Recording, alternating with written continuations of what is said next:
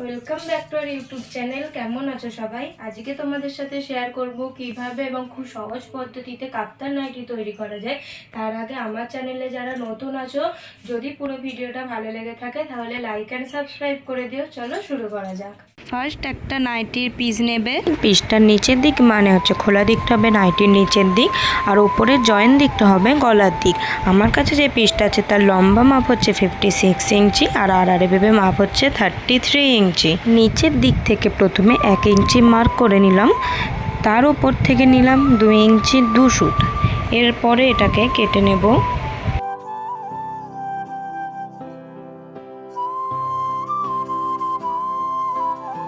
এই 2 ইঞ্চি কাপড়টা লাগবে কোমরে পট্টি লাগানোর জন্য, আর এই 1 ইঞ্চি কাপড়টা লাগবে গলা পট্টি করার জন্য।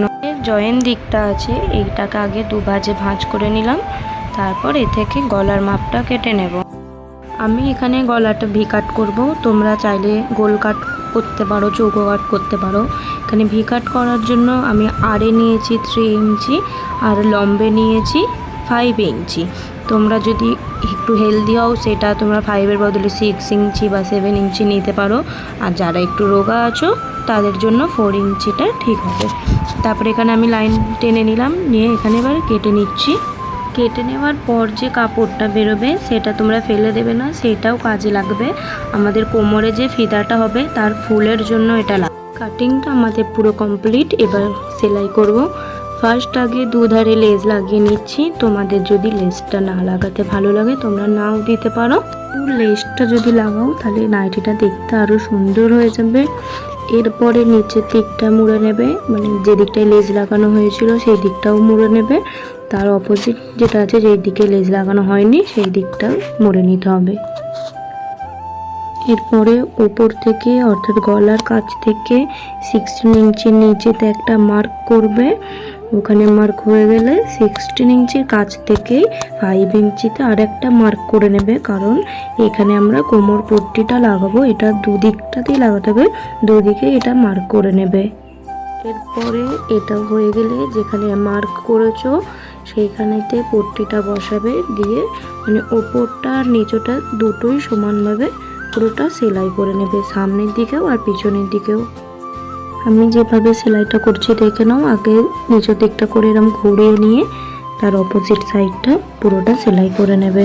পুরোটা সেলাই হয়ে গেলে অবশিষ্ট অংশ যেটা থাকছে সেইটাকে কেটে নেবে। এরপরে করব হচ্ছে গলা পট্টিটা। গলা পট্টিটা করার জন্য আগে নাইটিটাকে প্রথমে সমান করে ফেলবে গলার কাজটা, তারপর আগে থেকে যে 1 ইঞ্চি কাপড়টা কাটা ছিল সেইটাকে এক চাপে পুরোটাকে সেলাই করে নেবে। তারপর সেটা সেলাই করা হয়ে গেলে নাইটিটাকে পিছন দিকে ঘুরিয়ে নিয়ে ওই যে কাপড়টা আছে ওইটাকে ঘুরিয়ে নেবে, নিয়ে একটা আগে মুড়ে নেবে, একবার মুড়ে নিয়ে পুরোটা সেলাই করে নেবে। দেখো কি সুন্দর ভি আকৃতিটা এসেছে ভালোভাবে। এবারে সেলাই করবো হচ্ছে সাইডগুলো।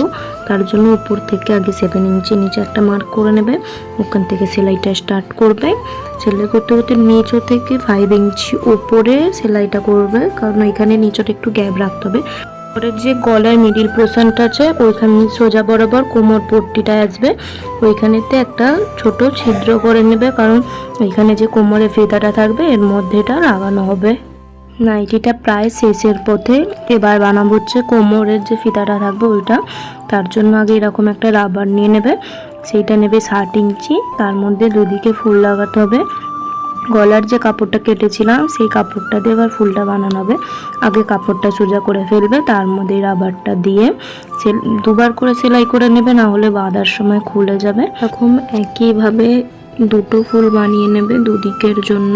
দেখো ফিতাটা হয়ে গেছে। নাইটি আমাদের পুরোপুরি কমপ্লিট। ফাইনাল রিভিউটা দেখে নাও।